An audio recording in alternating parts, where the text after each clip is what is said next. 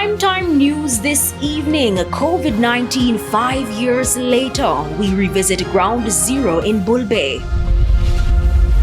Monument unveiled in tribute to health workers who died during pandemic. And later, JTA makes appeal for urgent intervention after Leeds Primary School is destroyed by fire.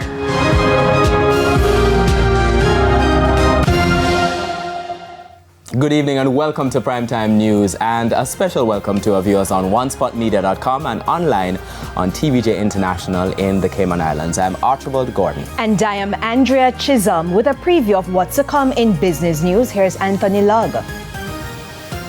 Well, Andrea, we celebrated International Women's Day on the weekend, and guess what? Managing Director of the Jamaica Stock Exchange wants stakeholders in the business sector to do more to eliminate gender imbalance in leadership.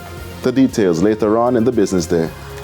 Thank you, Lug. And it's come to my attention. So you have Janella, Shamela, Krista, Jamela. So Renardo is here with a preview of what's coming up in Primetime Sports. And you stress the Renardo because Yes. there's Romardo as well. Archie, National Sprinter Taekwondo Tracy made his debut on ice over the weekend. We will tell you all about that. And no objection certificates.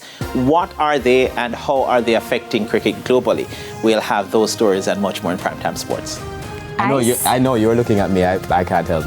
Romaine Robinson, any ice in the weather? Not at all. We have quite a bit of sunshine expected for the next couple of days. We do have very dry conditions governing most of the Caribbean, high pressure dominating. We're not expecting any significant increases in rainfall activity across the area until near the weekend.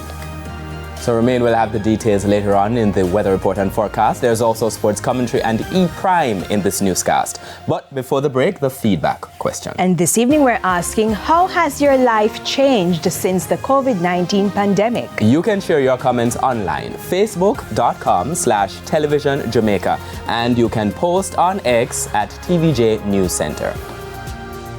Stay with us. Primetime News continues right after this break.